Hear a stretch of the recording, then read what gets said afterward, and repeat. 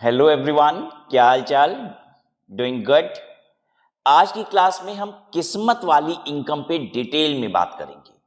Lottery, crossword puzzles, TV game shows, card games, horse races, इन सब से जो आप इनकम कमाते हो उसकी टैक्सेबिलिटी कैसे होती है। पता है, ये टैक्सेबल होते हैं फ्लैट 30% रेट पे। जो highest rate in income tax है उस पे ये टैक्सेबल होते हैं। दूसरी इंपॉर्टेंट बात, सेक्शन 80C से लेके 80U की डिडक्शन आपको किसी भी स्पेशल रेट पे टैक्सेबल होने वाली इनकम से नहीं मिलता, तो इस तकदीर वाली इनकम से, किस्मत वाली इनकम से भी नहीं मिलेगा। नेक्स्ट इंपॉर्टेंट चीज, जो सबसे बड़ी डिफरेंशिएशन है किसी भी और इनकम से, और वो ये है कि जो एग्जेम्पशन लिमिट होती है ओल्ड स्लैब में 2.5 लाख, 3 लाख, 5 लाख और नए स्लैब में 3 लाख वाली, ये एग्जेम्पशन लिमिट भी आपको नहीं मिलेगी इन तकदीर वाली, किस्मत वाली इनकम से। कहने का मतलब क्या है, मेरे पास कोई भी और इनकम अगर मान लीजिए 2 लाख रुपए की है, तो क्या मुझे टैक्स देना है? नहीं। न्यू स्लैब के तहत तो पहले 3 लाख रुपए तक टैक्स देना ही नहीं है। लेकिन अगर मान लीजिए मेरी लॉटरी की इनकम 50,000 रुपए है, तो क्या मुझे टैक्स देना है? और कोई इनकम नहीं है। My lottery income is 50,000 and even my gross total income is 50,000, my total income is 50,000। जो लॉटरी इनकम है वही ग्रॉस इनकम है, क्योंकि कोई और इनकम है ही नहीं है। एटीसी से एटीयू डिडक्शन मिलता नहीं, तो जो जीटीआई होगी वही मेरी टोटल इनकम होगी।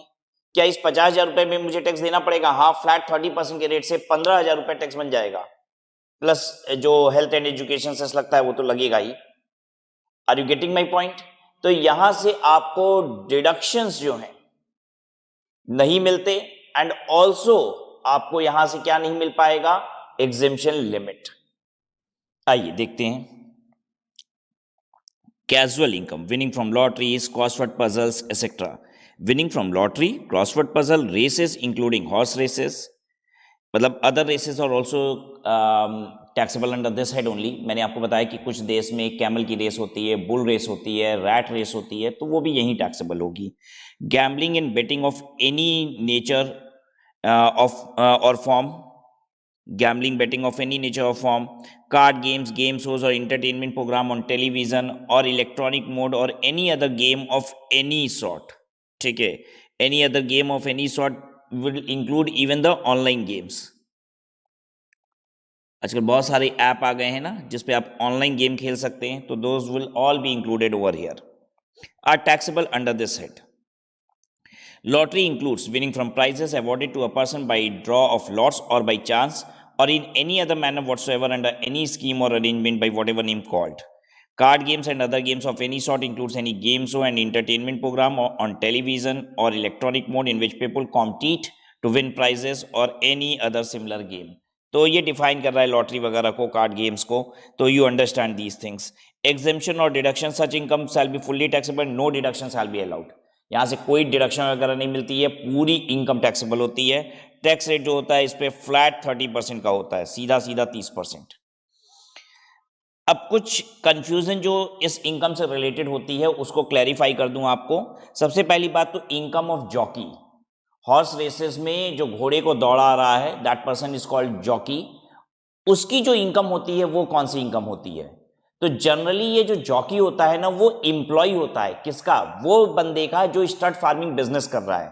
लास्ट क्लास में मैंने आपको बताया था कि विजय माल्या जैसे लोग स्टड फार्मिंग बिजनेस करते हैं जिसमें वो घोड़ों को तैयार करते हैं रेस के लिए, राइट? और उन जो घोड़ों को दौड़ाता है वो बंदा क्या कहलाता है? जॉकी. तो जॉकी जनरली क्या करते होता है कि एम्प्लॉय होता है, उसको सैलरी की इनकम आ रही होती है. लेकिन कुछ जॉकी फ्रीलांसिंग काम करते हैं तो उनकी इनकम पीजीबीपी की होती है, राइट? तो ये जो जॉकी की इनकम होगी, it has nothing to do with 30% flat taxability. नहीं, ऐसा नहीं होगा. जॉकी तकदीर से नहीं कमा रहा है, ठीक है, वो तो तनख्वाह पा रहा है या अपने प्रोफेशनल फी पा रहा है. तो इसकी जो इनकम होती है वो होती है सैलरी, और या फिर if he is a freelancer, if freelancer हम लिख रहे हैं, मतलब कहीं नौकरी नहीं कर रहा है, किसी के लिए भी काम कर लेता है, तो ऐसे में इसकी इनकम होती है पीजीबीपी की. ये प्रोफेशनल रिसिप्ट हो जाएगी. Winning from a motor car rally, अगर आप मोटर कार रेसिंग में पार्टिसिपेट करते हैं और वहां से इनकम पाते हैं तो क्या होगा? Winning from motor car rally is a return for skill and effort and can not be treated as casual income and taxable as normal income. तो ये आपकी नॉर्मल इनकम है, तो this would be treated as normal income under the head PGBP या फिर normal income under the head IOS, but it would be a normal income. Remember, other sources की सारी income 30% flat पे taxable नहीं होती है। जो तकदीर वाली इनकम है ना, वो टैक्सेबल होती है 30% पे, बाकी अदर सोर्सेस की इनकम नॉर्मल स्लैब रेट पे टैक्सेबल होती है, राइट। तो आपको अदर सोर्सेज में ना डिफरेंशिएट करने की बहुत बड़ी आवश्यकता है कि आप तुरंत इनकम को डिफरेंशिएट करेंगे, it is a normal income और it is a casual income which is a winning, ठीक है। तो आप आईओएस में हमेशा इनकम को क्लासिफाई करेंगे एज नॉर्मल या फिर स्पेशल। स्पेशल में विनिंग टैक्सेबल होगी, यहां पे इनकम टैक्सेबल होगी, यानी यहां पे क्या होगा, रेवेन्यू माइनस एक्सपेंस होगा, ठीक है। हम आपके लिए स्पेशल को लिख दे किस्मत, आपको ध्यान रहेगा कि हम किसकी बात कर रहे हैं। यहां पे रेवेन्यू माइनस एक्सपेंस टैक्सेबल होगा, यहां विनिंग का मतलब क्या है, प्योर सीधे सीधे रेवेन्यू ही टैक्सेबल हो जाती है, जितना आया वो टैक्सेबल होता है। इस पे रेट ऑफ टैक्स लगता है स्लैब रेट वाला, और इस पे लगता है फ्लैट 30%, ठीक है।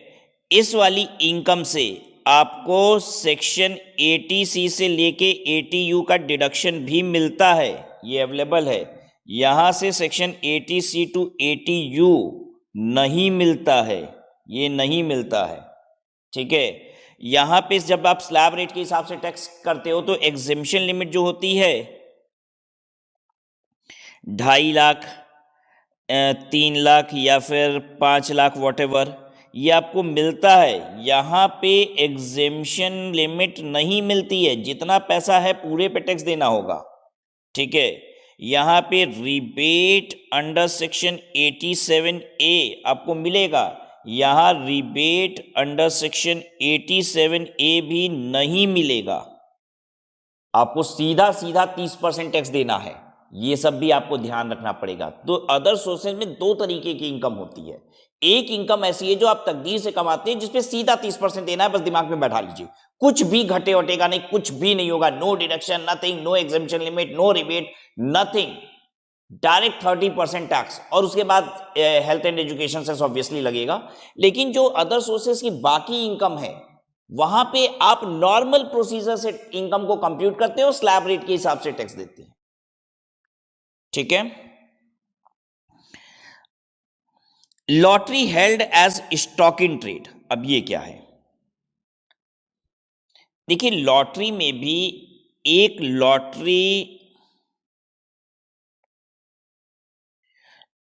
लॉटरी मेकर है, लॉटरी का आप ऐसे समझ लीजिए मैन्युफैक्चरर, ठीक है।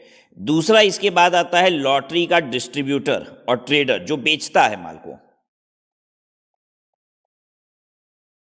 और तीसरे होते हैं लॉटरी प्लेयर, जो लॉटरी खेलते हैं। 3 लोग हैं, लॉटरी इस तरीके से मूव करती है, एक जो लॉटरी छाप रहा है, बना रहा है लॉटरी, दूसरा जो उस लॉटरी को मार्केट में बेच रहा है, और तीसरा वो जो लॉटरी खरीद के एक जुआ खेल रहा है, ठीक है। जरा से ये बताइए, ये जो विनिंग टैक्सेबल है वो किसके लिए है, ध्यान से समझिएगा। लॉटरी में भी विनिंग किसके लिए टैक्सेबल है, इसके लिए विनिंग टैक्सेबल है, इसके लिए विनिंग टैक्सेबल है, ठीक है। इसके लिए ये आईओएस की इनकम है, ये पीजीबीपी है इसके लिए, और इसके लिए भी पीजीबीपी है। लेकिन प्रश्न अब ये उठ रहा है, ध्यान से समझिएगा, कि लॉटरी मेकर ने लॉटरी डिस्ट्रीब्यूटर को लॉटरी बेची, ठीक है, और फिर वो क्या करता है, लॉटरी प्लेयर्स को बेचता है, जो लॉटरी खरीद खेलते हैं उनको बेचता है। लेकिन कुछ लॉटरीज बच जाती हैं किसके पास, लॉटरी डिस्ट्रीब्यूटर और ट्रेडर के पास, जो नहीं बिकती हैं लेकिन वो खेल जाती हैं। अब समझे, वो वही लॉटरी खुल गई, उसी पे इनाम आ गया। अब क्या होगा, अब ये लॉटरी डिस्ट्रीब्यूटर की कौन सी इनकम है, ध्यान से समझिएगा। इस लॉटरी डिस्ट्रीब्यूटर ने 10 लॉटरी खरीदी, लॉटरी मेकर ने इसको 10 लॉटरी दी, 0 1 2 3 4 5 6 7 8 9, ठीक है। उसने लॉटरी प्लेयर्स को बेच दी, अब उसका माल बिक गया। 2 लॉटरी बची थी, 8 नंबर 9 नंबर नहीं बिकी, और चांस से वो 8 नंबर वाली लॉटरी खुल गई और उस पर पैसा आ गया। तो ये किसकी इनकम है? इनकम तो लॉटरी डिस्ट्रीब्यूटर की, उसी को मिलेगा, उसके पास लॉटरी अनसोल्ड बची रह गई। तो यस, जो लॉटरी का ट्रेडर होता है, डिस्ट्रीब्यूटर होता है, जो लॉटरी उसकी नई बिकती है, राइट, उस पे जो इनाम आ जाता है वो लॉटरी डिस्ट्रीब्यूटर या ट्रेडर को ही मिल जाता है। लेकिन ये इनकम है कौन सी इसकी? क्योंकि ये तो भाई तकदीर से आई है। क्या बताता है जरा देखते हैं। Winning from lottery to an agent or trader out of its unsold stock ticket shall be treated as incidental to business. भाई ये जुआ खेल नहीं रहा था, ये अपनी किस्मत आजमा नहीं रहा था, ये इंसिडेंटल टू बिजनेस है। कह रहा है कि ये तो बिजनेस में होगा, बहुत बार ऐसा हो सकता है कि अनसोल्ड टिकट में ही इनाम खुल जाए, इसने थोड़ी ना रख रखा था, ये जुआ नहीं खेल रहा है। And taxed under the head PGBP, और इसलिए ये पीजीबीपी में टैक्सेबल होगा। तो इसकी अनसोल्ड लॉटरी टिकट, इस बंदे की अनसोल्ड लॉटरी टिकट भी पीजीबीपी में टैक्सेबल होगी, राइट। चलिए आइए अब इस बात को मैं क्या अकाउंटिंग के टर्म्स में आपको समझा दूं, एकदम क्रिस्टल क्लियर होना चाहिए कॉन्सेप्ट। लॉटरी मेकर ने लॉटरी डिस्ट्रीब्यूटर को 10 tickets the, 100 tickets the eight the rate of 8। Lottery distributor ने 95 टिकट्स सेल कर दी एट द रेट ऑफ 10। 10 रुपए की टिकट थी लेकिन 95 ही बिकी लॉटरी प्लेयर्स को, जो लॉटरी खरीदते हैं, ठीक है, जो किस्मत आजमाते हैं। इसमें से क्या होता है, इस लॉटरी डिस्ट्रीब्यूटर के पास 5 अनसोल्ड रह गई, ठीक है। इस 5 अनसोल्ड में से एक पे विनिंग आ जाती है, एक पे विनिंग आ जाती है ₹100 की, ठीक है। अच्छा, जो अनसोल्ड स्टॉक होता है ना, वो पूरा नुकसान भी हो जाता है। अनसोल्ड मतलब वो खराब हो गया, वो क्लोजिंग स्टॉक नहीं होता इसका, क्योंकि लॉटरी खत्म, ठीक है, उसकी कोई वैल्यू थोड़ी ना है, फाड़ के फेंक दीजिए, रिजल्ट आ गया, लॉटरी फाड़ के फेंक दीजिए। Do you understand this? जैसे ही लॉटरी इसने खरीदी और लॉटरी जितनी बेची, जो बच गया अनसोल्ड स्टॉक, या तो डिस्ट्रीब्यूट लॉटरी मेकर जो है, जो मैन्युफैक्चर, वो वापस ले ले, और नहीं तो फिर वो बेकार है, ठीक है। तो जनरली वो ये सब वापस नहीं लेते हैं, वो कहते हैं कि आपको पूरा माल बेचना है, ठीक है। तो इसका अनसोल्ड स्टॉक जो एक इनाम खुल गया वो तो ठीक है, बाकी क्लोजिंग स्टॉक जैसी कोई चीज इसके पास होती नहीं है। ये अब लॉटरी डिस्ट्रीब्यूटर का हम पीएल बना देते हैं, डिस्ट्रीब्यूटर पीएल टू परचेज। इसने लॉटरी परचेज की 800 रुपया, बाई सेल, सेल कितने की 95 ticket eight the rate of 10, 950 रुपया, बाई विनिंग, ये भी पीजीबीपी में आ रहा है, ये भी इनकम पीजीबीपी के, that's what I am trying to tell you, ठीक है। विनिंग 100 रुपया इसको इनाम आ गया, ठीक है, टू प्रॉफिट 1050, 250 रुपया, ठीक है। क्लोजिंग स्टॉक आप नहीं लिखेंगे भाई, क्लोजिंग स्टॉक मैं आपको लिख के दिखा देता हूं, ये नील रहेगा। जैसे 4 बची हुई है ना, 4, इसमें से 4 क्लोजिंग नहीं, 4 क्लोजिंग नहीं है, क्यों? क्योंकि वो खत्म हो गई, ठीक है, वो लॉस हो गया, वो कोई उसकी कोई वैल्यू नहीं है। तो क्लोजिंग स्टॉक जैसी कोई चीज लॉटरी में नहीं होती है, तो ये नील आपको बस लिख के दिखाने के लिए है, राइट। तो दिस इज योर पीजीबीपी की इनकम। अच्छा, मेरे ऐसा कर देने से मुझे उम्मीद है कि आपका कॉन्सेप्ट बहुत ज़्यादा क्लियर हो जाता होगा, जो मैं इस तरीके से अकाउंटिंग कर करके भी आपको दिखा देता हूँ। होता है कि नहीं? बताइए ना मुझे कमेंट बॉक्स के जरिए कि ऐसी इस तरीके से अकाउंटिंग कर करके जो मैं आपको कॉन्सेप्ट को समझाने की कोशिश करता हूँ, तो इससे आपकी क्लैरिटी और बढ़ जाती है कि नहीं, रेदर देन जस्ट सेइंग कि हाँ वो अनसोल्ड लॉटरी टिकट पीजीबीपी की इनकम है, एंड देन लेटर पूरा जो इनकम कैसे कंप्यूट होता है वो पूरा का पूरा आपको अकाउंटिंग भी दिखा दिया parallelly, not just the income tax, पूरी अकाउंटिंग भी उसकी दिखा दी। मुझे उम्मीद है कि आपको हेल्प करता होगा। आप भी मुझे बताइए कि ये कैसा लगता है आपको। Should I keep doing these things? Next देखिए, एक्सपेंडिचर टू बी डिडक्टेड, इसमें से कोई खर्चा घटाने को नहीं मिलता, सीधी सी बात है। अब वापस से आ गए हैं उनके लिए जिनके लिए ये तकदीर वाली इनकम है। No deduction can be claim from such income even if such expenditure incurred exclusively and only for earning such income. भाई लॉटरी 100 रुपए की खुली, उसी 100 रुपए को कमाने के लिए तो 10 रुपए की लॉटरी खरीदे थे, लेकिन कोई मतलब नहीं है, 100 रुपए इनकम कहलाती है। Deduction under section 80C to 80U ये नहीं मिलता है, ठीक है। I would like you to add 2 more points. E के बाद एफ ऐड कीजिए. एफ, एग्जेम्पशन लिमिट नहीं मिलती. Exemption limit, exemption limit of 2.5 lakh oblique 3 lakh oblique 5 lakh will not be available. ठीक है. rebate under section 87A will not be available. ठीक है. अब आजकल ऑनलाइन गेमिंग का बहुत प्रचलन चल गया है, तो इसलिए गवर्नमेंट ने अलग से सेपरेटली ऐड कर दिया कि भाई ये जो ऑनलाइन गेमिंग है ना, ये भी 30% पे टैक्सेबल है. हाउएवर यहां पे बात हो चुकी थी, any other game of any sort whatsoever is taxable at the rate of 30%. चलिए इस पूरी बात को ना मैं एग्जाम्पल से समझाता हूं आपको कि एग्जेम्पशन लिमिट नहीं मिलता है, ये सब का मतलब क्या हुआ.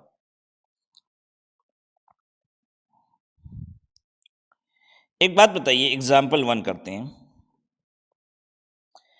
आपके पास LTCG है, ठीक है, STT नॉट पेड वाला. आपको याद है ये किस सेक्शन में टैक्सेबल होता है और क्या रेट से टैक्स लगता है? बताइए, इस पे क्या रेट से टैक्स लगता है और किस सेक्शन में टैक्सेबल होता है? ये सेक्शन 112 में टैक्सेबल होता है. रेट क्या है इसका? रेट क्या है इसका? At the rate of 20%. Solution बताइए. कंप्यूट टैक्स, इस पे टैक्स कंप्यूट कीजिए. Compute tax, no other income, assuming no other income. भाई हम बाय डिफॉल्ट न्यू स्लैब की बात करेंगे, 3 लाख रुपए तक कोई टैक्स नहीं लगता है, तो इस पे टैक्स होगा नील, टैक्स नील. लेकिन यही एक दूसरा एग्जांपल लेते हैं हम लोग, जिसमें हम कहते हैं कि आपकी लॉटरी की इनकम मान लीजिए 2 लाख रुपया है. अब टैक्स कितना होगा? तो लॉटरी की इनकम पे टैक्स आपको लगेगा पूरा पूरा फ्लैट 30% के रेट से. कोई एग्जेम्पशन नहीं है, कोई रिबेट नहीं है, कुछ भी नहीं है भाई. तो यहां पे क्या होगा? टैक्स आपका हो जाएगा 2 लाख का 30%, 60,000 रुपया, प्लस इसमें लगेगा हेल्थ एंड एजुकेशन से एट द रेट ऑफ 4%, तो 2400. This will become 62,400. समझ में आया सबको?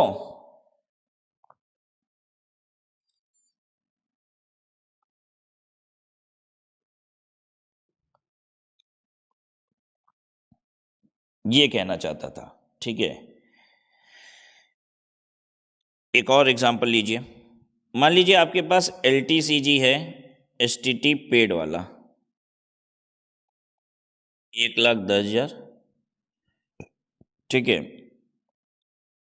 ये कैसे आया है? एक्चुअली ये 2,10,000 था, माइनस 1,00,000 एग्जेम्प्ट जो होता है वो घटा दिए हैं. ठीक है, ये है. फिर उसके बाद आपके पास LTCG है, STT नॉट पेड वाला, 2,80,000. और फिर उसके बाद है STCG STT पेड वाला,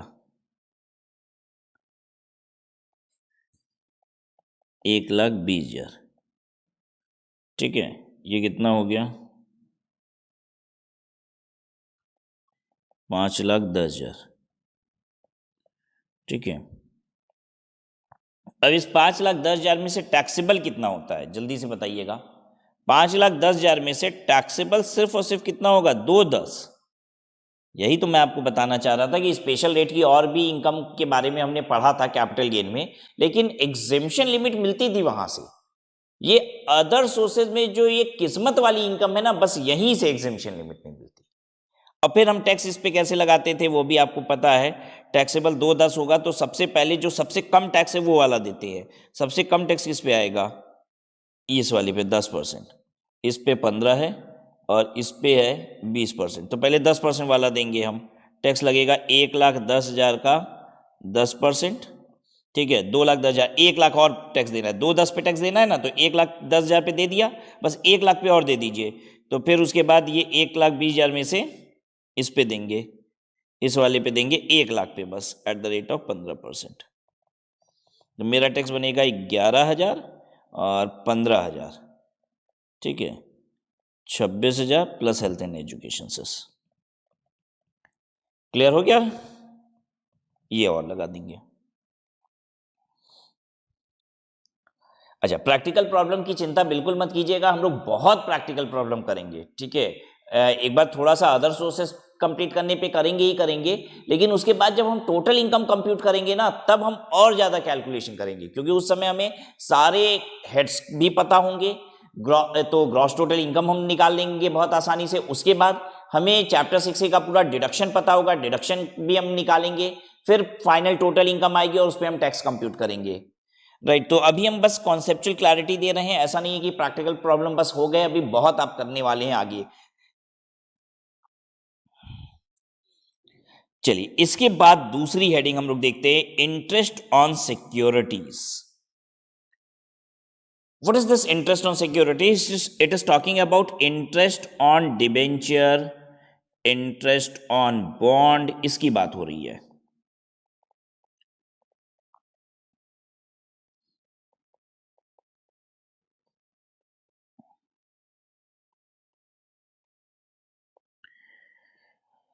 जब company interest on bond debentures देती है, तो ये क्या तरीका होता है उनका? वो रिकॉर्ड डेट फिक्स करती है, हर कंपनी एक रिकॉर्ड डेट फिक्स करती है, राइट। और रिकॉर्ड डेट कैसे फिक्स करती है? उसके पहले ये डिसाइड करती है कि ये कंपनी जो इंटरेस्ट पे करेगी वो एनुअली पे करेगी, सेमी एनुअली पे करेगी, क्वार्टरली पे करेगी, या मंथली पे करेगी। मैं फिर से रिपीट करता हूं, interest on securities, it is talking about interest on debenture, interest on bond. It is not talking about interest on fixed deposit in bank, ठीक है। It is not talking about interest on fix deposit with bank, क्योंकि bank में आप जब FD कराते हो तो जितने दिन के लिए रखते हो उतने दिन का ब्याज मिलता है आपको, ठीक है। यहां पे सिस्टम कुछ और है। जब भी कंपनी डिबेंचर या बॉन्ड इशू करती है तो वो क्या करती है, इंटरेस्ट पे आउट का टेन्योर डिसाइड करती है, ठीक है। इंटरेस्ट पे आउट टेन्योर डिसाइड करती है कि हम एनुअल देंगे, हम सेमी एनुअल इंटरेस्ट देंगे, हम क्वार्टरली इंटरेस्ट देंगे, या फिर हम मंथली इंटरेस्ट देंगे। अगर कंपनी कहती है हम एनुअल इंटरेस्ट देंगे, मतलब साल में एक बार देंगे, तो ये एक रिकॉर्ड डेट फिक्स करेगी, वन रिकॉर्ड डेट होगा इस कंपनी का। सेमी एनुअल जो कंपनी दे रही होगी वो दो रिकॉर्ड डेट फिक्स करेगी, मतलब वो बताएगी हम किस किस दिन इंटरेस्ट देंगे। तो जब वो एक रिकॉर्ड डेट फिक्स करेगी तो कोई भी साल में एक दिन डिसाइड हो जाएगा कि भाई हम इस दिन ब्याज देते हैं, ठीक है। वो डेट क्या हो सकती है? कोई भी डेट हो सकती है, मे बी दैट इज 31 मार्च। दो रिकॉर्ड डेट है तो इसका मतलब हो सकता है कि वो दे रही हो 30 सितंबर कर रही हो और 31 मार्च कर रही हो। अच्छा, ऐसा जरूरी नहीं है 31 मार्च मैंने कह दिया 31 मार्च ही होता है, वो कुछ भी हो सकता है, वो 31 दिसंबर कंपनी ने डिसाइड किया हो, ठीक है। क्वार्टरली इंटरेस्ट दे रही है तो चार रिकॉर्ड डेट होगा इसका। चार रिकॉर्ड डेट का मतलब होता है चार बार हम इंटरेस्ट देंगे। कब कब देंगे? 30 जून हो सकता है एक डेट हो जाए, फिर 30 सितंबर हो सकता है, फिर 31 दिसंबर कर सकते हैं ये लोग, और फिर 31 मार्च कर सकते हैं, ये लोग चार दे सकते हैं। इसमें 12 रिकॉर्ड डेट होगा। और ये क्या हो सकता है, हम एग्जाम्पल ले रहे हैं, हर महीने की आखिरी तारीख हो सकती है, last day of each month. This is just an example, ये एग्जाम्पल लिया हमने, यही डेट होगी ऐसा नहीं कह रहे हैं, प्लीज रिमेंबर दिस, ताकि कोई कंफ्यूजन ना रहे आपको। हाँ, ये अभी तक इसके ऊपर की जितनी बात है वो फैक्ट है, ठीक है, कि 12 बार दे रही होगी, दो बार दे रही होगी, चार बार दे रही होगी, या एक बार दे रही होगी। अब इसका मतलब क्या होता है आइए समझाते हैं आपको।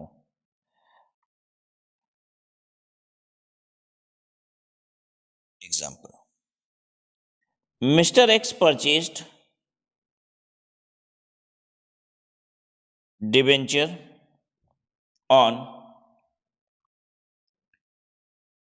20th March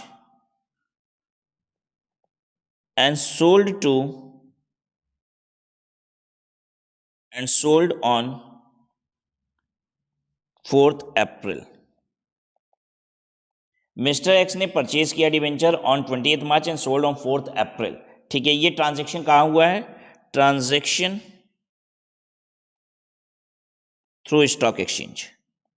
स्टॉक एक्सचेंज से आपने डिवेंचर खरीदे, बेचे। ठीक है, आपके पास डिवेंचर कितने दिन थे? ये कितने रुपए का आपने खरीदा है? आपने खरीदा है 10% डिवेंचर ₹1 लाख का, 1 लाख रुपए का 10% डिवेंचर खरीदा है। क्या दिन आप होल्ड किए हो? 28 मार्च को खरीदे हो, 28 मार्च 2024 को खरीदे हो और 4 अप्रैल 2024 को बेच दिए हो। आपने 29, 30, 31, 3 और 4 7 दिन होल्ड किया है। आपने सिर्फ 7 दिन होल्ड किया, आपको ब्याज कितना मिलेगा पता है? आपको ब्याज मिलेगा, इंटरेस्ट इनकम जो आपको रिसीव होगी वो होगी 1 लाख का 10%, 10,000। सिर्फ 7 दिन होल्ड करने का आपको मिल जाएगा 10,000 रुपये ब्याज। अब आप कहेंगे सर ये तो बात कुछ पच नहीं रही है, ऐसा क्यों हो रहा है? देखिए, कंपनी आपने स्टॉक एक्सचेंज से खरीदा है, क्या ये डिवेंचर कोई ना कोई होल्ड कर रहा था कि नहीं? हाँ, कोई ना कोई होल्ड कर रहा था। कंपनी को क्या 1 लाख रुपया साल भर के लिए मिला है? हाँ। अरे ये स्टॉक एक्सचेंज कंपनी से थोड़ी ना खरीदो कि कंपनी कहेगी 7 ही दिन तो तुम हमको पैसा दिए थे, 1 लाख रुपया तुम 7 दिन का ब्याज देंगे। अरे कंपनी तो डिवेंचर मार्केट में इशू करके बैठी हुई है, कभी कोई ले रहा है, उस कंपनी को 1 लाख रुपया मिल गया। ठीक है, जिसने भी खरीदा अब वो स्टॉक एक्सचेंज के तो दूसरे को बेचे, तीसरे को बेचे, कंपनी को कोई मतलब नहीं। कंपनी ने एक रिकॉर्ड डेट फिक्स किया हुआ है, साल भर का ब्याज कहते हैं हम इस दिन जिसके पास डिवेंचर होगा उसको दे देंगे। ये सिस्टम होता है सिक्योरिटीज पे इंटरेस्ट पे करने का। तो अब आपके मन में तुरंत चालाकी आ रही होगी, आप सोच रहे होंगे कि सर एक काम करेंगे, हम तो हमेशा कंपनी का रिकॉर्ड डेट देख लेंगे और उसी के 2 दिन पहले खरीद लेंगे और फिर 4 दिन बाद बेच देंगे। तो ज्यादा अकलमंद बनिएगा नहीं, इसलिए क्योंकि इसमें कोई फायदा होने वाला नहीं है। जैसे ही डिवेंचर का रिकॉर्ड डेट इंटरेस्ट का नजदीक आ जाता है, डिवेंचर के इंटरेस्ट का रिकॉर्ड डेट नजदीक आ जाता है, डिवेंचर का भाव स्टॉक एक्सचेंज में बढ़ जाता है। कोई बेवकूफ है क्या जो 1 लाख रुपए का डिवेंचर 1 लाख में बेच देगा 28 तारीख को? उसको मालूम है 2 दिन बाद तो 3 दिन बाद इंटरेस्ट आने वाला है 10,000 रुपए का, तो उसका भाव भी हो सकता है 1,09,000, 1,09,500 हो चुका हो, 1,09,800 हो चुका हो। अरे मोटा मोटी आप 7 दिन होल्ड किए हो ना, तो इससे ज्यादा का आपको ब्याज मिल नहीं पाएगा, क्योंकि स्टॉक एक्सचेंज में प्राइस उसी हिसाब से फ्लक्चुएट हो रही है। जैसे ही ब्याज मिल जाएगा 31 तारीख वाले लोगों को, तुरंत 1 तारीख को भाव भी गिर जाएगा डिवेंचर का मार्केट में। अब आप बात समझे? तो मैंने यहां पे बताया था कि आपने 10% डिवेंचर खरीदा है 1 लाख रुपए फेस वैल्यू का। कितने में खरीदा होगा? अरे 1 लाख रुपए आपने 1 लाख रुपए में थोड़ी ना खरीदा होगा, हो सकता है 1,09,000 रुपया का खरीदे होगे। आपकी परचेस प्राइस 1,09,000 की, डिवेंचर पे इंटरेस्ट जो मिलेगा वो कंपनी फेस वैल्यू पे देगी। इतना ध्यान रखिएगा, 1 लाख रुपए फेस वैल्यू का डिवेंचर आप खरीदे हो, ठीक है, उसकी मार्केट में प्राइस 95,000 हो, चाहे उसकी मार्केट में प्राइस 1,05,000 रुपया हो, ब्याज कितने पे मिलेगा? ब्याज कितने पे मिलेगा? The face value that is 1 lakh rupees over here. तो आप खुश नहीं होइएगा कि उसको 10,000 रुपए का फायदा हो गया है। प्रैक्टिकली हो सकता है वो 1,09,000 रुपए का खरीदा होगा, 10,000 रुपया ब्याज मिला तो 1,000 रुपए का मुनाफा हुआ, क्योंकि 1,09,000 का खरीदा होगा और तुरंत मार्केट में प्राइस भी गिर गई होगी। 2 तारीख को तो मार्केट में, मतलब 1 तारीख को मार्केट में प्राइस भी गिर गई होगी 1 अप्रैल को। Understood everyone?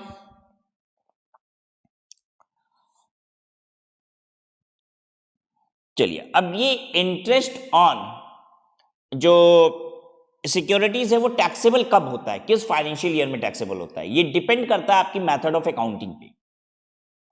अगली हेडिंग हम देंगे, when is interest on securities taxable. तो ये डिपेंड करता है आपकी मेथड ऑफ अकाउंटिंग पे। नोट कीजिए मेरे साथ साथ। अदर सोर्सेज में 2 तरीके की अकाउंटिंग हो सकती है आपकी। कैसी कैसी? आप accrual basis of accounting maintain कर सकते हो या कैश बेसिस, एक्रूअल बेसिस या फिर कैश बेसिस। ठीक है, एक्रूअल बेसिस अगर आपकी अकाउंटिंग है तो on the date of accrual, on the date of accrual ये आपकी इनकम बनेगी। ठीक है, on the date of accrual income would be recognised.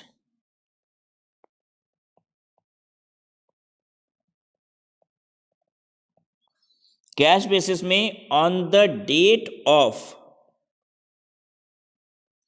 Receipt income would be recognised.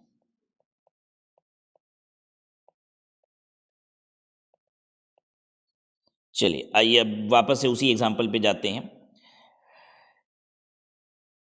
यहां पे रिकॉर्ड डेट क्या था? अच्छा, यहां हम रिकॉर्ड डेट लिखे ही नहीं थे क्या एग्जांपल में? रिकॉर्ड डेट था 31 मार्च, राइट, 31 मार्च को रिकॉर्ड डेट था। लेकिन पेमेंट क्रेडिट करने में कंपनी 2 दिन लगा देती है, यानी पेमेंट क्रेडिट करती है 2 जनवरी को, 31 मार्च को वो दिखा देती है कि आपका ब्याज बन गया। यानी कहने का मतलब ये है कि जिसके पास 31 मार्च को डिबेंचर था ना, ब्याज उसको मिलेगा, लेकिन मिलेगा कब? 2 जनवरी को। फॉर एग्जाम्पल, मेरे पास 31 दिसंबर को डिबेंचर थे, तो डिबेंचर का इंटरेस्ट मेरा एक्रू हो चुका है। अब अगर हम 1 तारीख को बेच भी दिए 1 जनवरी को, तो भी ब्याज हम ही को मिलेगा। कंपनी ब्याज दे रही है 2 जनवरी को, लेकिन हमको ब्याज मिलेगा अगर हम 1 जनवरी को बेच चुके तब भी, क्योंकि एक्रू हो चुका है। ठीक है, पेमेंट कंपनी मतलब कंपनी एक्रू करा देती है, फिर 1-2 दिन में पेमेंट कर देती है, राइट। तो इनकम उसी को मिलेगी जिसका एक्रू हुआ है। ये नहीं कि एक्रू किसी और का हुआ है, पे किसी और को हो जाएगा, ये कभी नहीं होगा। ठीक है, तो मेरे पास डिबेंचर का होना किस दिन जरूरी है? जिस दिन कंपनी पे कर रही है? नहीं, जिस दिन कंपनी एक्रू कर रही है उस दिन होना जरूरी है। और एक्रू कब करती है? रिकॉर्ड डेट पे। तो अगर 31 मार्च इज द रिकॉर्ड डेट, तो मेरे पास डिबेंचर की होल्डिंग 31 मार्च को अगर होगी तो मुझे ब्याज मिल जाएगा। ठीक है, कब मिलेगा? जब भी कंपनी पे करती है। अगर कंपनी सेम डे पे कर सकती है, कंपनी 1 दिन बाद, 2 दिन बाद, 4 दिन बाद पे कर सकती है, राइट। आइए मान लेते हैं कि जो पेमेंट हो रही है वो हो रही है 2 अप्रैल को। ठीक है, तो अब ध्यान से दीजिए, देखिए एक्रूवल मेरा कब हो गया है? क्या मेरा एक्रू हुआ? हाँ भाई, 31 मार्च को मेरे पास था। वैसे तो मेरे पास 4 अप्रैल को भी था। ठीक है, हम एक काम करते हैं, इसको लिख देते हैं 5 अप्रैल। 5 अप्रैल को तो मेरे पास नहीं ना था, पैसा मिलेगा हमको 5 तारीख को? ये बताओ पहले तो। 5 तारीख को मेरे पास डिवेंचर नहीं था, हम तो 4 ही अप्रैल को बेच दिए थे। पैसा मिलेगा हमको 5 अप्रैल को? हाँ मिलेगा, क्योंकि एक्रू मेरे नाम से ही हुआ है ना। कंपनी लिस्ट तो तैयार कर ही ली है, किसको किसको ब्याज देना है, कितना देना है। 5 तारीख को बस पेमेंट कर रही है। ठीक है, तो मुझे ब्याज मिलेगा, पक्का मिलेगा। तो इनकम मेरी ही है। टैक्सेबल कब होगी? मेथड ऑफ अकाउंटिंग पे डिपेंड करता है। अगर मेरी मेथड ऑफ अकाउंटिंग एक्रूवल है तो मेरी इनकम क्रिएट हो गई 31 मार्च 2024 को। अगर मेरी मेथड ऑफ अकाउंटिंग एक्रूवल है तो मेरी इनकम क्रिएट हो गई 31 मार्च 24 को, यानी कि इनकम हो गई PY 23-24 की। PY 23-24 की इनकम हो गई। और अगर मेरी method of accounting cash basis है तो मिला कब है हमको? 5 तारीख को, 5/4/24 को। तो ये कब आया? 24-25 में। प्रीवियस ईयर 24-25 की इनकम हो गई। अब आप समझ गए कि ब्याज वगैरह की इनकम किस प्रीवियस ईयर की बनेगी। ये डिपेंड करता है कि आपकी मेथड ऑफ अकाउंटिंग क्या है, और आपकी मेथड ऑफ अकाउंटिंग दोनों हो सकती है। मतलब एक्रूवल भी हो सकती है, कैश में से कोई भी एक मेथड ऑफ अकाउंटिंग हो सकती है। तो अगर आपकी मेथड ऑफ अकाउंटिंग एक्रूवल है तो एक्रूवल के हिसाब से ये 23-24 में टैक्सेबल हो जाएगा। लेकिन अगर आपकी कैश बेसिस अकाउंटिंग है तो ये 24-25 में टैक्सेबल होगा, राइट। ऐसा आप नहीं कर सकते हो कि 1 साल एक्रूवल लेंगे, 1 साल कैश बेसिस लेंगे, जैसे भी इनकम कम आ रही है वैसे ही कैलकुलेट करेंगे। नहीं, it has to be constant, वो वैसे ही हमेशा चलेगा। ठीक है,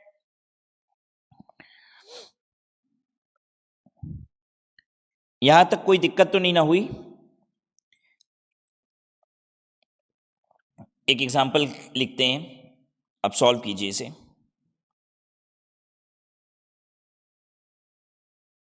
mister x purchases 1000 debenture from stock exchange at the rate of rupees 35, face value is equal to rupees 10. Record date इसकी 31 मार्च है। ये किस दिन खरीदे हो? ऑन 1/1/24। रिकॉर्ड डेट इसकी 31 मार्च है। पेड इंटरेस्ट ऑन 3 जनवरी, 3 दिन बाद पेमेंट हुई है। ठीक है, रेट ऑफ इंटरेस्ट 10% का है। मेथड ऑफ अकाउंटिंग क्या रखना चाहते हैं आप? Method of accounting cash basis है इसकी। आपको कंप्यूट करना है interest income for AY 24-25 and AY 25-26।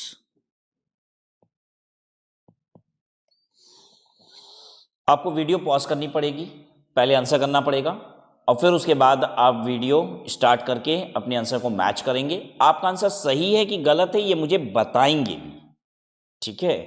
तो आप पहले आंसर सॉल्व कीजिए, कमेंट बॉक्स में आंसर डालिए एंड फिर रीकन्फर्म कीजिए कि आपका आंसर सही आया कि गलत है। मतलब आप अपने कमेंट में ही वापस से रीकमेंट करेंगे, सेम कमेंट पे ही वापस से रीकमेंट करेंगे कि आपका आंसर सही है कि गलत है, ठीक है? Video pause, I am starting the answer. चलिए, सबसे पहले तो ब्याज की इनकम होगी कितनी, इंटरेस्ट आएगा कितना, इंटरेस्ट इनकम कितना होगा? इंटरेस्ट इनकम होगा 1,000 डिबेंचर है, ठीक है, फेस वैल्यू 10 रुपया है, तो इसी पे ब्याज आएगा 10% का, ठीक है, तो इंटू 10%, तो ब्याज बनेगा 10,000 का 10%, 1,000। ये सबको समझ में आया ना? आपने 1,000 डिबेंचर खरीदे हैं 35 रुपए के भाव से, लेकिन ब्याज मिलता है फेस वैल्यू पे, तो आपको मिलेगा 10,000 रुपये पे 10% का ब्याज 1,000 रुपया। मिला किस दिन है आपको ये ब्याज? आप 1/1/24 को खरीदे थे, रिकॉर्ड डेट आई 31 मार्च को, यानी 31 मार्च 24 को रिकॉर्ड डेट आई और आपको पेमेंट मिली है 3 जनवरी 24 को, ठीक है? तो कैश बेसिस है, तो पेड ऑन ये कब है इंटरेस्ट? पेड ऑन है 3, अरे पेड ऑन 3 जनवरी लिखे हैं बेटा, ये गलत लिख दिए हैं ये। ओहो, बच्चे तो पॉज करके कर रहे हैं, अब ये कैसे होगा? 3 अप्रैल है ये। पेड ऑन 3/4/24 है, तो ये हो जाएगी मेरी इनकम प्रीवियस ईयर 24-25 की, ठीक है, यानी टैक्सेबल इन AY 24-25।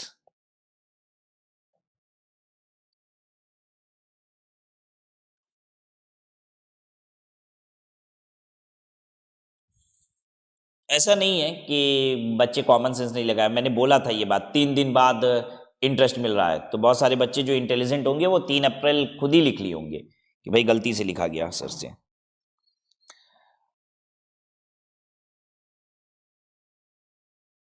अच्छा, मान लीजिए एग्जाम्पल में मेथड ऑफ अकाउंटिंग हम चेंज कर दें, हम कहते हैं मेथड ऑफ अकाउंटिंग एक्रूअल है, तो ये एक्रू कब हो रहा है? ये इनकम सेम इनकम, ये एक्रू कब हो रही है? 31 मार्च 24 को, तो ये पता है टैक्सेबल कब हो जाएगी? ये हो जाएगी टैक्सेबल इन AY 24-25, ये AY 24-25 की इनकम बन जाएगी तब अक्रूवल होने पे, ठीक है? जैसे लास्ट क्वेश्चन में बोला था कि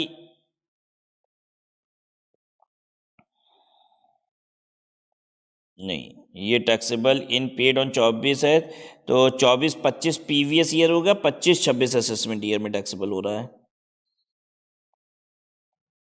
25-26 असेसमेंट ईयर में टैक्सेबल होगा।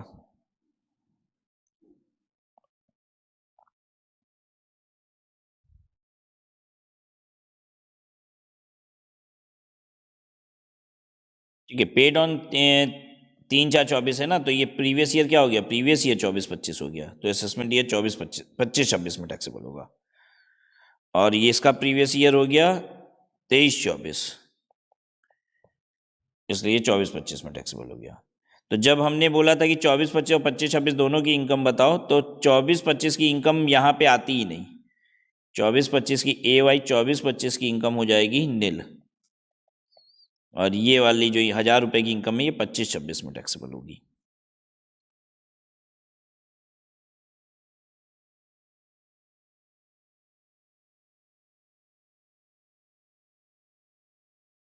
ठीक है,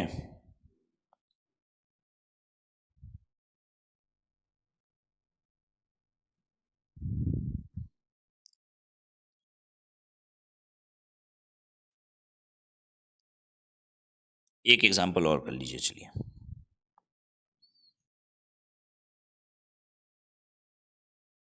purchased 1000 debenture, 1000 10% debenture of rupees 10 at rupees 15 each on 1/1/23, record date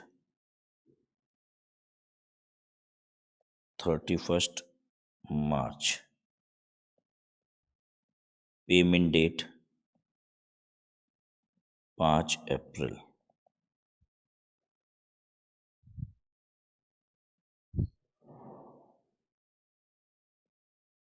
Accrual method of accounting.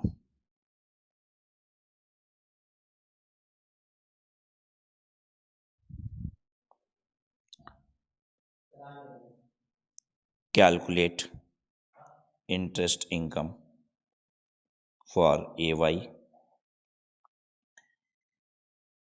24-25 and AY 25-26।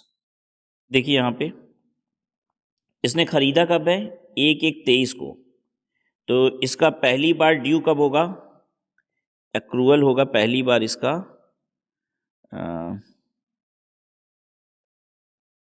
31/3/23 को, और जिसकी पेमेंट जिसको मिलेगी ये पेड होगा ऑन 5/4/23 को।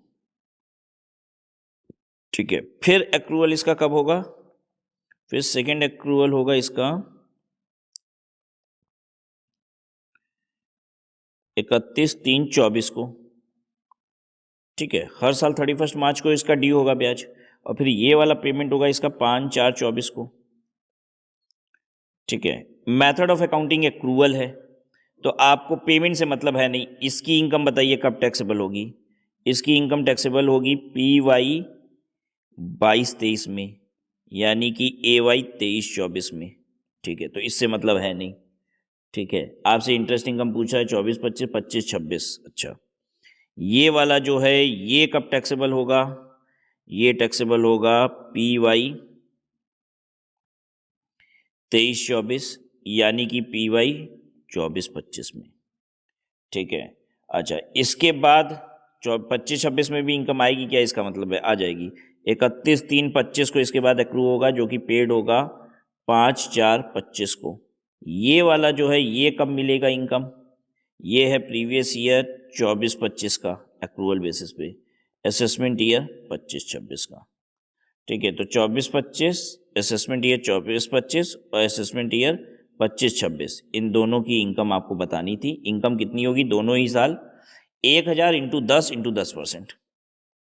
इसकी इनकम दोनों की ही इनकम 1000 इंटू 10 इंटू 10%, 1000। ठीक है, this is your income for both the years. 1000 यहां भी टैक्सेबल है, 1000 यहां भी टैक्सेबल है। हालांकि यहां भी टैक्सेबल था, क्वेश्चन पूछ नहीं रहा था हमसे।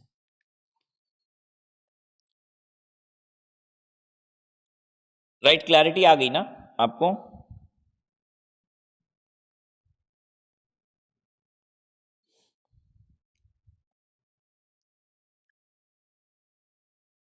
चलिए पढ़ लेते हैं अब इसे।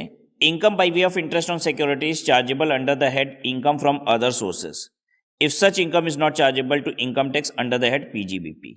और PGBP में कब टैक्सेबल होता है इंटरेस्ट, आपको बताया था इन्वेस्टमेंट कंपनी के लिए। PGBP में टैक्सेबल होता है only for investment company. Interest on securities में भी टैक्स ऑन रिसिप्ट बेसिस और ऑन ड्यू बेसिस, ये भी बता दिया आपको, रिसिप्ट बेसिस पे या ड्यू बेसिस। ड्यू मतलब एक्रूवल जिसको हम कह रहे थे, और रिसिप्ट बेसिस यानी कैश बेसिस जिसको कह रहे थे। Depending upon the system of accounting, if any adopted by the SSE. If the SSE follows the cash system of accounting, interest is taxable on receipt basis. Otherwise, it will be taxable on due basis. ठीक है? If no system of accounting is followed, it is always taxable on due basis. This is to be highlighted. ये बात आपको याद रखना होगा कि अगर मेथड ऑफ अकाउंटिंग क्वेश्चन में आपके एग्जाम में नहीं दिया हुआ है तो आप समझ जाइएगा ड्यू बेसिस पे इसको टैक्सेबल बनाना है। इंटरेस्ट ऑन सिक्योरिटीज एक्रूज और becomes due on specified date and not on day to day basis. अच्छा, इसका ब्याज डे टू डे नहीं बनता है, आप हमेशा ये बात याद रखिएगा। होल्डिंग पीरियड कभी कभी हम देख रहे थे सिर्फ 7 दिन की थी, लेकिन ब्याज पूरे साल का मिल जा रहा था। कभी कभी ऐसा भी होगा कि आप 365 दिन में 300 दिन होल्ड किए हो, फिर भी आपको ब्याज नहीं मिला। क्यों? क्योंकि रिकॉर्ड डेट आया ही नहीं, उस 300 दिन में भी बीच में कभी रिकॉर्ड डेट आया ही नहीं। राइट, जैसे मान लीजिए हम 1 जनवरी को खरीदे और बेचे कब, 30 नवंबर को बेचे और 1 दिसंबर को ही रिकॉर्ड डेट था, तो गया, रिकॉर्ड डेट तो आया नहीं। 1 जनवरी से लेके हम 30 नवंबर तक भी होल्ड किए तो भी रिकॉर्ड डेट नहीं आया, क्योंकि रिकॉर्ड डेट था 1 जनवरी और मुझे ब्याज नहीं मिला इतना लंबा होल्ड करने पे भी। ठीक है, करीब यहां 300 से ऊपर दिन आप होल्ड किए लेकिन फिर भी नहीं मिला। The date on which the interest will become due is specified by the issuing company, और ये पहले से डिसाइडेड होता है रिकॉर्ड डेट क्या है, which may be quarterly basis, half yearly basis, annual basis, कुछ भी हो सकता है। क्वार्टरली हो सकता है, हाफ ईयरली हो सकता है, एनुअल हो सकता है, मंथली भी हो सकता है। For example, if a company issues 12% debenture and specifies that interest will become due on 31st December every year, the due date is 31st December and the interest for the entire year shall become due on this. ठीक है, the person who is registered owner of the debenture on 31st December shall be entitled to receive the interest for the full year irrespective of the period of holding. Interest received by the SSC on compensation or enhanced compensation will be taxed on the basis of receipt irrespective of the accounting system followed. ये आपने already पढ़ा हुआ था capital gain में कि जो interest on compensation है, enhance compensation, इसके बारे में कि भाई गवर्नमेंट हमारी जमीन को कंपल्सरी एक्वायर कर लेती है, फिर उसे कंपनसेशन डिसाइड करती है, लेकिन कंपनसेशन देती नहीं है, तो हम कोर्ट में केस कर देते हैं, भाई हमको कंपनसेशन पे ब्याज चाहिए, इतना समय हो गया अभी तक कंपनसेशन मिला ही नहीं है, तो ब्याज मिलता है। तो ये जो ब्याज जब मिलता है तब टैक्सेबल होता है, इसमें मेथड ऑफ अकाउंटिंग से कोई लेना देना नहीं है। ठीक है, इवन अगर हम एक्रूवल फॉलो कर रहे हैं तो बाकी जगह एक्रूवल लगेगा, लेकिन ये वाली इनकम रिसिप्ट बेसिस पे टैक्सेबल होगी। तो इंटरेस्ट ऑन कंपनसेशन और enhanced compensation will be taxable on the basis of receipt irrespective of the accounting system followed. ठीक है, अब आइए अब एक बात और समझिए। मान लीजिए कंपनी ने डिवेंचर इशू किया है, कंपनी इशूड डिवेंचर ऑन 1/8/23। ठीक है, और रिकॉर्ड डेट क्या है इसकी, 31, रिकॉर्ड डेट है इसकी 31 दिसंबर। ठीक है, mister x purchased debenture from company on 1/8/23। ये 1/8/23 को आप भी कंपनी से ही खरीदे थे जब कंपनी इशू की थी। ठीक है, कितना खरीदे हो, 12% डिवेंचर,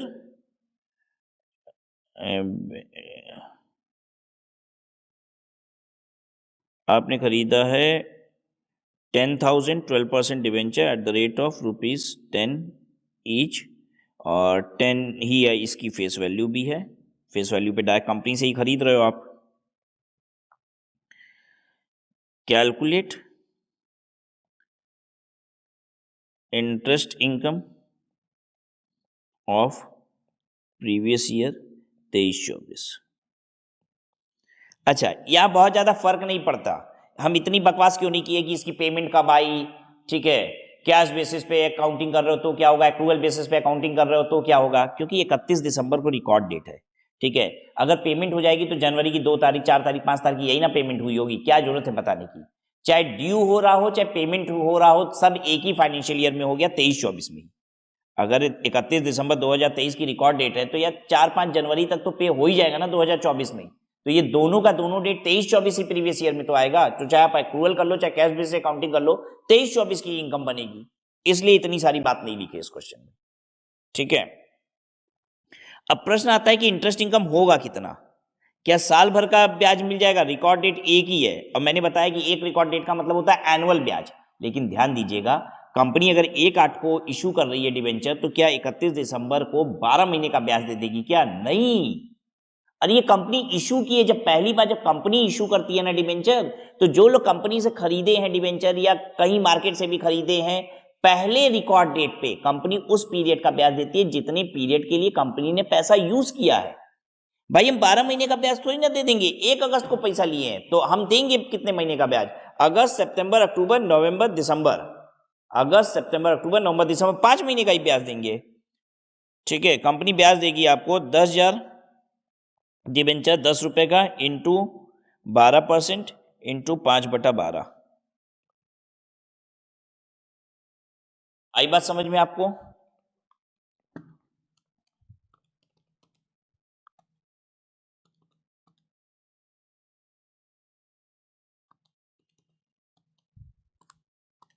₹5,000 होगा। अगर किसी को कंफ्यूजन हो रहा है तो फिर से सुनिए, इस बात को समझिएगा। कंपनी पहले रिकॉर्ड डेट पे 12 महीने का ब्याज नहीं दे देगी। कंपनी पहले रिकॉर्ड डेट पे उतना ही ब्याज देगी जितने पीरियड के लिए उसने डिबेंचर को यूज किया है। भाई, जितने पीरियड के लिए उसने पैसा लिया है। अब अगले हर दिसंबर को, 31 दिसंबर को कितना ब्याज देगी? 12 महीने का। देना भी चाहिए। अब अगले हर 31 दिसंबर को। तो जब आप स्टॉक एक्सचेंज से पहले 31 दिसंबर के बाद, यानी 31 दिसंबर 2023 के बाद जीवन पर्यंत कभी भी अगर आपने ये डिबेंचर खरीदा है और रिकॉर्ड डेट के दिन आपके पास डिबेंचर है, तो आपको 12 महीने का ब्याज मिलेगा। तो ध्यान दीजिएगा, पहले रिकॉर्ड डेट पे 12 महीने का ब्याज जरूरी नहीं है कि आए। अगर सिंगल रिकॉर्ड डेट भी है तो भी 12 महीने का आपको ब्याज आ जाए, ये जरूरी नहीं है। Are you getting my point?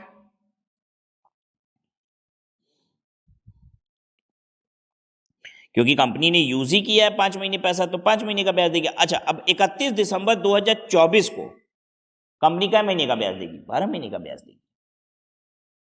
Right? चलिए एक और एग्जांपल मैं सोचा हूं करा दूं आपको।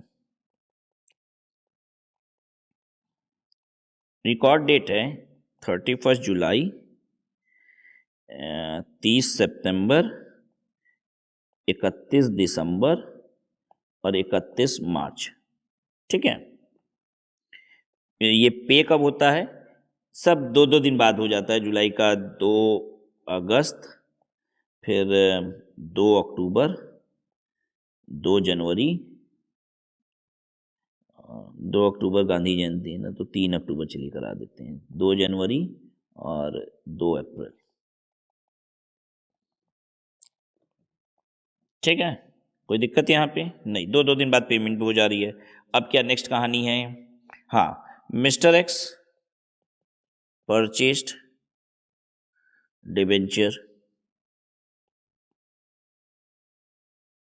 10%, 10,000, 10% debenture of rupees 10 each at the rate of rupees 15 on 1 अगस्त 2023। ठीक है, कैलकुलेट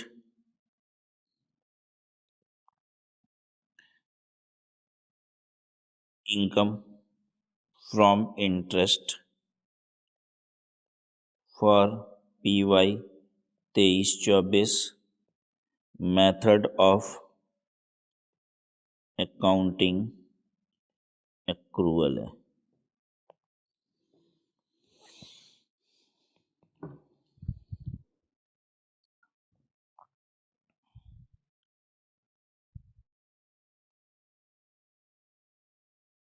चलिए, मेथड ऑफ अकाउंटिंग एक्रूवल है। इस मेथड ऑफ अकाउंटिंग कैश करेंगे, method of accounting receipt basis. चलिए, इस पे ज्यादा मजा आने वाला है क्योंकि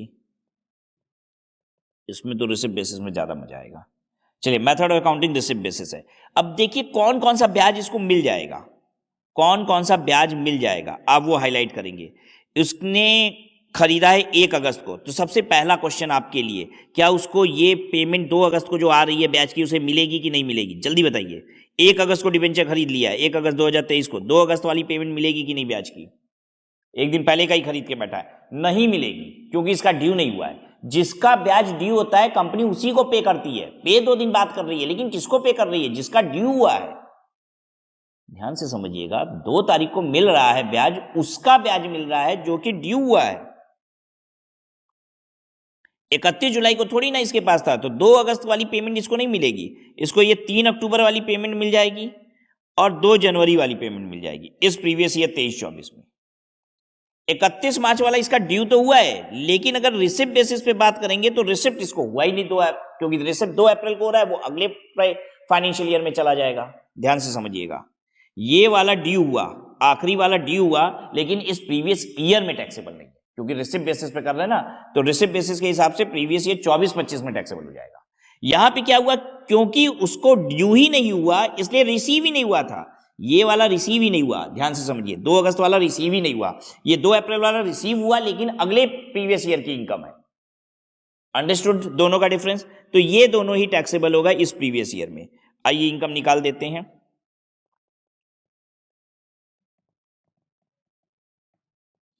इंटरेस्ट इनकम 10,000 का, 10,000 इंटू 10 रुपया, 10,000 डिबेंचर खरीदा है 10 रुपए का, तो 10,000 इंटू 10 का 10% इंटू 3/12। जब भी 4 रहते हैं, ठीक है, तो जब भी 4 रिकॉर्ड डेट है तो 3-3 महीने का ब्याज मिलता है। 4 बार ब्याज तभी मिलेगा जब क्वार्टरली ब्याज है, 3-3 महीने का ब्याज मिल रहा है, तो उसको 3-3 महीने का ब्याज मिलता है एक बार में, 2 बार ऐसा मिलेगा इंटू 2। ये समझ में आया? जैसे अगर 2 रिकॉर्ड डेट होता तो यहां 3/12 की जगह हम क्या लिखते, 6/12, और अगर एक ही रिकॉर्ड डेट होता है तो कुछ नहीं लिखते इंटू, क्योंकि वो तो अगर एक ही रिकॉर्ड डेट है यानी 12 महीने का है तो 12/12 हो जाएगा ना, तो वो नहीं लिखते। ठीक है, 2 रिकॉर्ड डेट रहेगा तो 2/12, ठीक है, 2 रिकॉर्ड डेट रहेगा तो 6/12, ठीक है, 4 रिकॉर्ड डेट रहेगा तो 3/12। अंडरस्टूड? या फिर आप ऐसे याद कर सकते हैं, अगर 2 रिकॉर्ड डेट रहेगा तो 1/2, ठीक है, 4 रिकॉर्ड डेट रहेगा तो 1/4, 3/12 का मतलब 1/4 ही होता है। ऐसे आसान है याद रखना। चलिए हम बता ही देते हैं, एक काम करते हैं, कहीं नोट करा देते हैं आपको। 1 रिकॉर्ड डेट रहेगा, ठीक है, तो पीरियड में कुछ नहीं करेंगे, पीरियड के लिए नथिंग, ठीक है। 2 रिकॉर्ड डेट रहेगा तो पीरियड में कितना करेंगे, 1/2, या फिर हम इसको कहते हैं 6/12 हो जाता है। 2 रिकॉर्ड डेट का मतलब 6 महीना, तो 6/12, या शॉर्ट में लिख लो 1/2, तो ये ज्यादा अच्छे से याद रहेगा। 2 रिकॉर्ड डेट मतलब 1/2 कर देंगे। 4 रिकॉर्ड डेट में क्या करेंगे आप, 4 रिकॉर्ड डेट का मतलब होता है 3 महीना, 1/4 कर लीजिए, या फिर कह लीजिए 3/12, देखिए 1/4 ही हो गया। तो ऐसे आपको याद रखना आसान होगा। 4 रिकॉर्ड डेट मतलब 1/4 कर देंगे, ठीक है। 12 रिकॉर्ड डेट मंथली होता है इसका मतलब, तो ये आप कर लीजिए 1/12, या फिर हम इसको कह सकते हैं मंथ वाइज भी बात करेंगे तो वही 1/12 ही आएगा, 1 मंथ तो 1/12, ठीक है, ऐसे याद कर लीजिए। और 2 बार पैसा आया इसलिए इंटू 2 किए हैं। चलिए करके देखिए, 1 लाख का 10%, 10,000, 10,000 इंटू 3/12,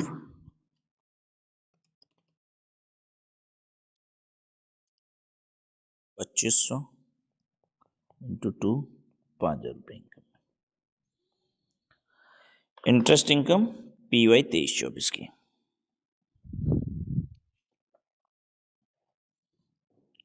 क्लियर है आपको? चलिए अगली हेडिंग देखिए, avoidance of tax by certain, avoidance of tax by certain transaction in securities also known as bond washing transaction। आइए समझाता हूं आपको, बॉन्ड वॉशिंग ट्रांजैक्शन।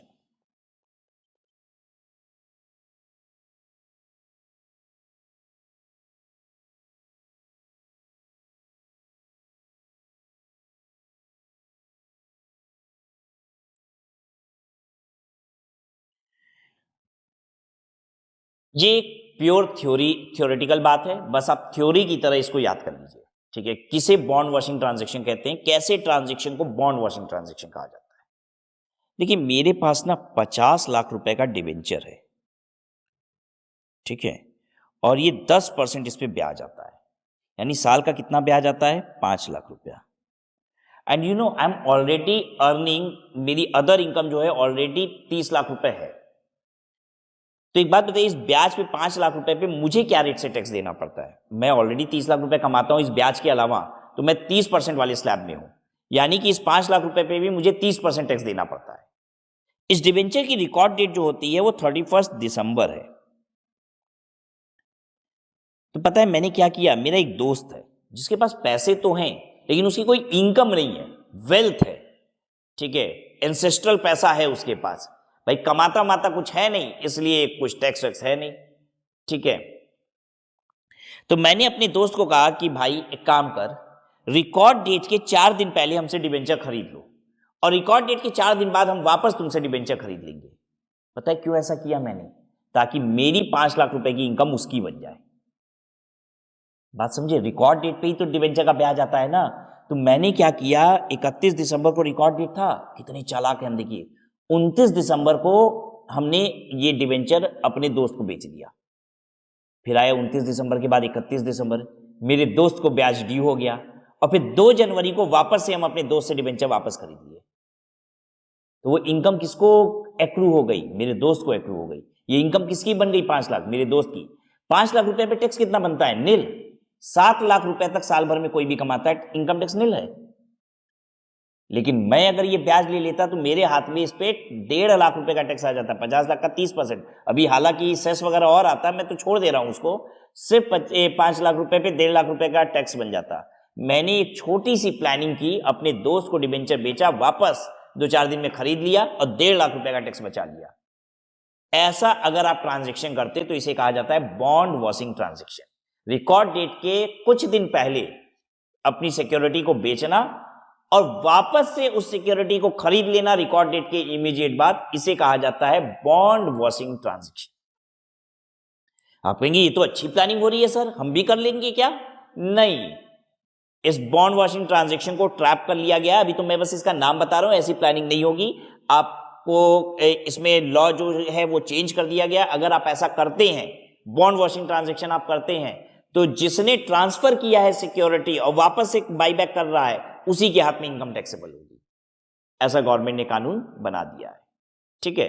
तो बस ये थ्योरेटिकली आपसे पूछा जा सकता है, what is bond washing transaction, बता दीजिएगा। रिकॉर्ड डेट के पहले कुछ दिन पहले बस सिक्योरिटी बेचना और रिकॉर्ड डेट के इमीडिएट बाद वापस से सिक्योरिटी को खरीद लेना, सो एज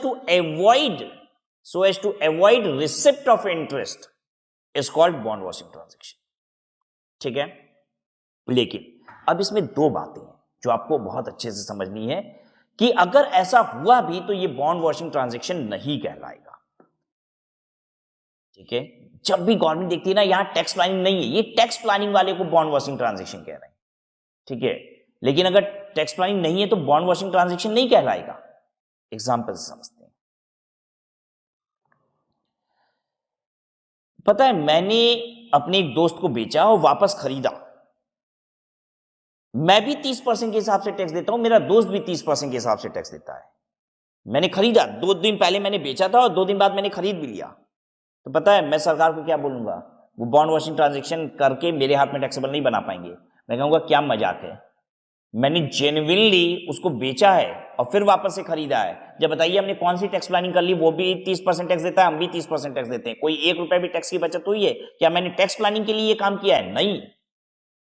तो अगर सामने वाला बंदा भी उसी रेट से टैक्स पे कर रहा है जिस रेट से आप टैक्स पे कर रहे हैं और आप ये कन्विंस कर देते हैं असेसिंग ऑफिसर को, तो इसे बॉन्ड वॉशिंग ट्रांजेक्शन नहीं कहा जाएगा। दूसरी इंपॉर्टेंट चीज, मैंने अपने दोस्त को बेचा और वापस खरीदा। मैं बार बार दोस्त क्यों बोल रहा हूं? क्योंकि ऐसा ट्रांजेक्शन आप प्लानिंग किसी और के साथ बैठ के थोड़ी ना कर सकते हो, ऑब्वियसली किसी अपने के साथ ही करोगे, इसलिए मैं वर्ड दोस्त यूज कर रहा हूं। वो कोई भी रिलेटिव हो सकता है, कोई भी आपका पहचान वाला हो सकता है जिसके साथ आप ये ट्रांजेक्शन कर रहे हो। मैंने अपने दोस्त को रिकॉर्ड डेट के 2-4 दिन पहले डिबेंचर बेचे और 2-4 दिन बाद डिबेंचर खरीद भी लिए। मेरे दोस्त की बाकी इनकम नील है, इसलिए उसको टैक्स पे नहीं करना पड़ा, तो टैक्स की बचत तो हो गई। लेकिन मैंने असेसिंग ऑफिसर को समझाया, मैंने कहा ये डिबेंचर ना मैं पिछले 20 साल से खरीद के बैठा हूं और ये जो दोस्त है मेरा, ये पिछले 40 साल से दोस्त है मेरा। डिबेंचर 20 साल पुराना है लेकिन ये दोस्त 40 साल पुराना है। आज तक कभी मैंने ऐसा किया? करना होता तो पहले भी कर देता, आज तक किया नहीं। क्या आगे मैं करूंगा? अभी भी डिबेंचर होल्ड करके बैठा हूं, डिबेंचर को भी होल्ड करूंगा अगले 10-20 साल तक और ये दोस्त भी मेरा जीवन भर रहेगा। आगे भी मैं ऐसा कभी नहीं करूंगा। एक्चुअल में आप सच समझिए तो सचमुच मुझे पैसे की आवश्यकता थी। मेरे घर में देखिए शादी थी, तो मैंने डिबेंचर इसको बेचा, पैसे लिए और फिर कहीं से मेरे पास पैसे की अरेंजमेंट हो गई तो मैंने खटाक से अपने डिबेंचर वापस खरीद लिए। ये कोई टैक्स प्लानिंग नहीं है, अगर आप ये बात प्रूव कर पाते हैं। क्योंकि कभी कभी जेन्युइनली ऐसा हो सकता है कि आपको पैसे की आवश्यकता थी, आपने बेचा और फिर वापस से खरीद भी लिया, तो इसे बॉन्ड वॉशिंग ट्रांजैक्शन नहीं कहा जाएगा। अंडरस्टूड?